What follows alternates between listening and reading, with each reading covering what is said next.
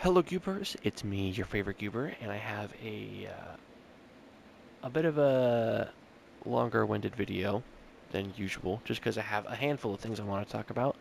The final point that I'll make today is about the main character for Project Fear, but first I got a few different smaller things I wanted to talk about. So the first one I wanted to mention was that I got the ball rolling a little bit with my job hunt. If anything like actually significant happens, I'll be sure to mention that uh, in specific. But for now, just know that the ball is rolling, and we'll see if it goes anywhere. But yeah, that's kind of just that. Not to be cryptic, it's just small things might turn into something. I'll let you know. The next thing I wanted to talk about was the fact that I think a good few days ago I noticed we actually reached 200 subscribers. I think I just checked 209. So that's pretty cool. I didn't really think that anybody would care about this stuff. And I've always appreciated the commenters. I've appreciated the interaction. It's been pretty cool being able to just talk about whatever it is that I'm working on, that I'm doing. And to be honest with you, these videos are not meant to become anything significant. They're not meant to turn into a career. They're just audio logs. I didn't really think anybody would care though. So it's kind of cool to see that we've jumped up to 200, and I suppose the reason I bring it up is because I just wanted to recognize it and just say, hey, we reached 200 subs, and I thought that was pretty cool. But yeah, the last of the smaller topics I wanted to talk about was a comment and a subsequent reply to that comment, and it reads as follows. When you talked about the music album, I thought about Project Symphony, and I wondered how you will do that. Will you make an OST for every ability, or will you just reference songs made by singers, kind of like how JoJo's Bizarre Adventure references songs as stands? I For Project Symphony, I haven't really put too much thought into it. It is something that I just kind of have on the back of my mind. I do intend to, eventually put some genuine effort towards it. But for right now, I've got very minimal stuff in regards to that. However, I do have enough to answer your question, which is why I bring it up. So I do intend for these songs to be very specific to the characters. And there's kind of a couple ways I can imagine doing this. First thing, to just answer your question outright, I intend to make my own songs and release like an album or whatnot. Or just like organize it so you can find all the characters' songs and their remixes and whatnot. Um, but I definitely plan on having my own stuff, so that way I don't have to worry about like copyright laws or anything. Not that I was even intending in the first place to reference any songs. Definitely not. Perhaps I might want to reference some of my like favorite artists and maybe take their style and try to bring that into the world. But because it's a 2D medium, there isn't actually any audio. I'm definitely going to have to learn how to transcribe that music onto the page, which is certainly possible, but we'll just have to learn a lot on how to do that. But yeah, that's kind of that. One thing that I was considering was like how I would bring that up on the power system. I know that there are going to be songs. I know that, everything to do with music, there's quite a bit I can work with in that regard. But I didn't know if I wanted to add a visual element. Because this brings me on to the commenter's reply. I also wonder how he'll tie the moon into this as well. This will lead me to the bigger point that I'm going to make here very shortly. But I set out a little goal for myself as a creative. I want to reference the moon in a major way on every major project that I work on. So the moon will have uh, a certain level of prominence in any major project. Whether it's an album that I'm making, I might dedicate a song to it, or for Project Elemental, there are 6 elements. There's 4 primordial elements. All the primordial elements also have a deity tied to them. The deity for the water element is the moon deity, and you'll hear a little bit more about that when I get to my final point that I'm going to make today. But you know, right, the moon deity blesses the main character. Boom! Look at that. The moon has some significance. For Project Fear, your powers can manifest when you're afraid of something enough to the point that it can manifest powers. The main character, she manifests powers based around the moon because she's afraid of the moon. So, um, very prominent kind of presence, right? And for Project Symphony, I was thinking obviously the main character is going to have a song and it might be named like the Lunar Symphony or something like that. But the second question, right, I also wonder how he'll tie the moon into it, did get me thinking about specifically what would I do with that? Like, would it just be the name of the main character's song? Would it be, some sort of uh, allusion to the moon? Or would there be a more visual element to the story? And I think there might be some physical manifestations when your song is playing, basically. A lot of work though, and I won't go into too much detail because, frankly, I don't have any more to talk about. Everything I'm coming up with from here on out would be off the top of my head. So, uh, that's kind of it. A lot of work to do, but yeah, I hope that answered both of your guys' comments. But that does lead me very nicely into the final topic of today, which involves the main character. But I have something to tell you after I take a sip of my drink.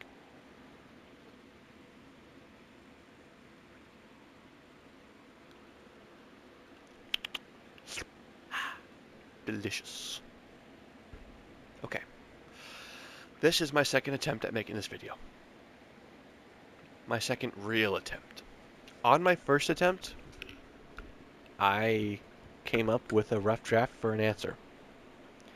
Originally, I was here to talk about my lack of ideas for the main character and her power. However, on my previous attempts, I made a pretty satisfying conclusion. Well, I came to a pretty satisfying conclusion. And here it is. I am going to walk you through this a little bit. In Project Elemental, the moon has some level of prominence. I'm sure that isn't very surprising. I just told you that the main character is blessed by the moon deity. However, very specifically, I would want to mention exactly all the aspects of the moon that I've used in Project Elemental because I'm trying to avoid overlap.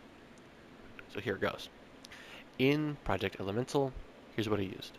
In order to determine that it was going to be the moon deity, the object of importance, for the water element, I considered a few different factors, but the main one was that well, I should say I considered a few different options, but the main factor that led to the moon really kind of cementing itself in this role was the fact that the moon affects the Earth's tides. Now, when I was originally making Project Elemental, I hadn't set out this rule for myself to incorporate the moon in all my creative works. Even just a couple of days ago, or was it yesterday? I don't remember.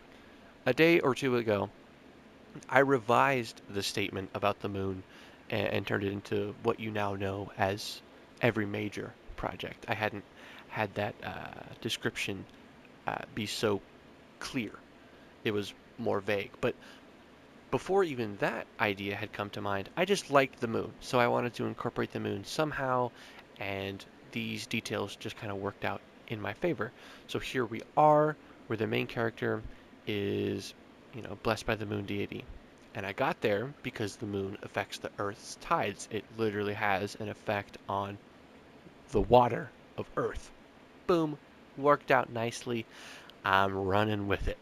So that day, whoa, said like 3 words in one. That specific aspect, right, that detail, is something I don't want to carry over into Project Fear.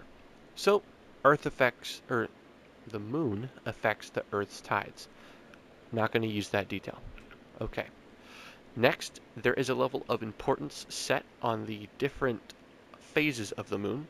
This is to act as a progressional indicator for the main character and his affinity for the lunar energy. Now, since I can't use the phases of the moon, that's out of the question. The supermoon is another important aspect, so we can't use that. And the solar eclipse is something that I can't use either. So those 4 things are out of the question for the most part. Now, I believe I lied to you guys. I mentioned there's only like 3 details. Correction, there's actually 4 details going into the main character that I know for Project Fear. 1, she's a woman. 2, she's in her early 20s. 3, she's afraid of the moon. And 4, the one that I don't know why I didn't tell you guys. I forget why I kept it a secret, but it's really important that I don't keep it a secret. The 4th thing is that the dark side of the moon is going to be used for her. Just a little bit of a side tangent here. Whenever a character is afraid of something, they can manifest powers in Project Fear. And when they manifest powers, they also manifest a monster. Now, imagine your fight or flight response. When you are afraid enough of something that you're, affected, you might react to it in a couple different ways. If your initial reaction is to run away, aka flight, in the universe, you might be more prone to becoming consumed by your fear. If you're consumed by your fear, you transform into that monster. Now, there's some more details to go over, but I don't want to. The important detail I want to go over for the main character, to get back on track with her, she, when she tames that kind of monster, right, she, just like anybody else, can manifest a new outfit. In my notes app, when I was writing down all the details for Project Fear, I wrote it out directly as like, when you tame your monster, you unlock some drip. And that's kind of the mentality I'm taking. I want to really put a lot of effort into their outfits when they tame a monster. I want that to be kind of like a subtle thing. Well, not very subtle with it, but I want that to be a detail about my series that people can latch on to. Like, yeah, they tame their monster and they just get absolutely dripped out. Um, that's the goal. Now, when you tame your monster and you manifest that outfit, it does, equip to your person, I suppose is a way to put it, and it raises like some physical stats like your speed, your durability, your strength, that kind of idea.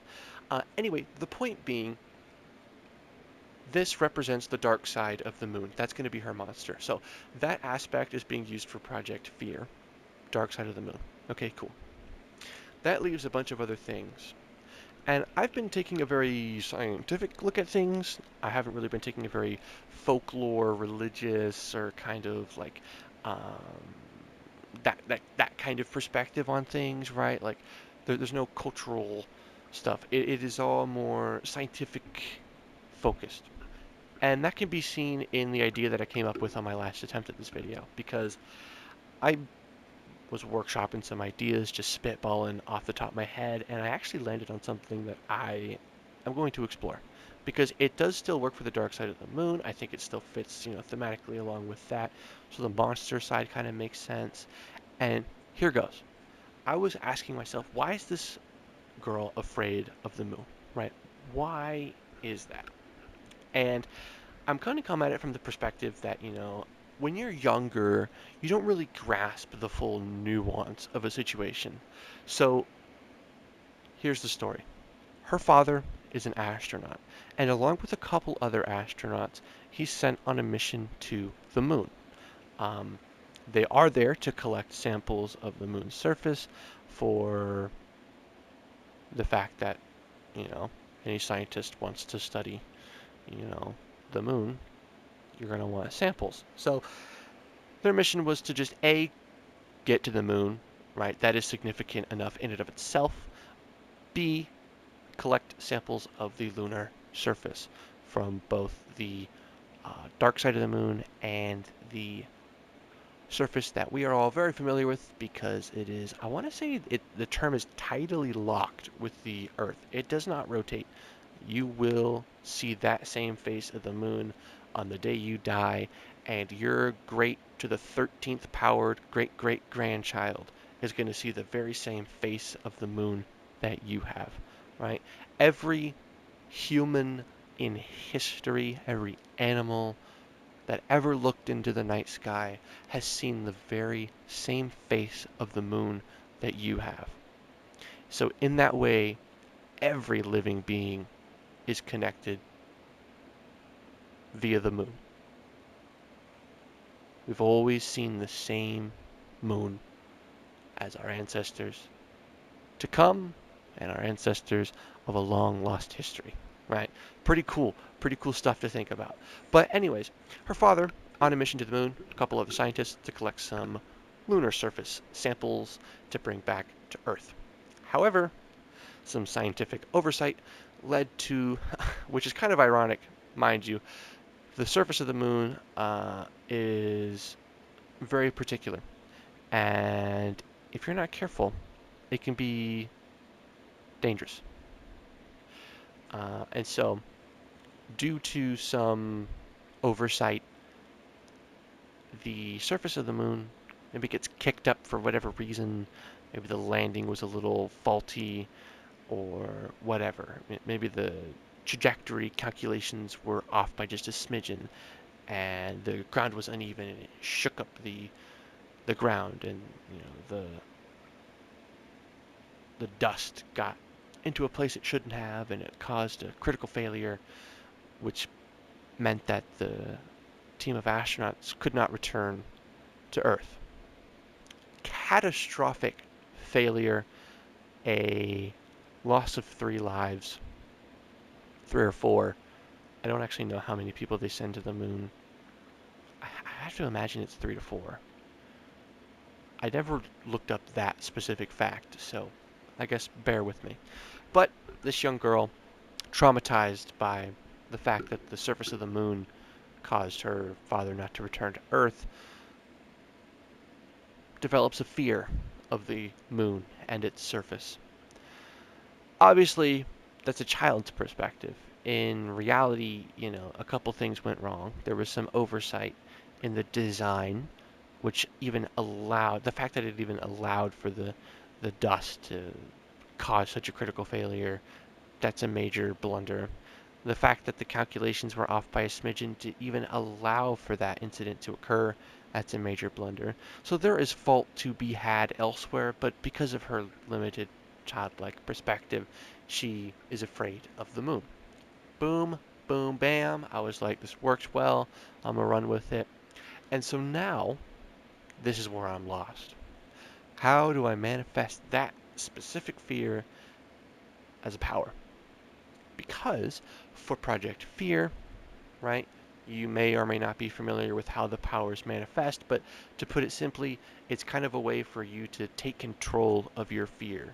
So you're still afraid of the thing, however it is you might be afraid of it, but your power would manifest specifically in a way where it's like you can almost control it, right?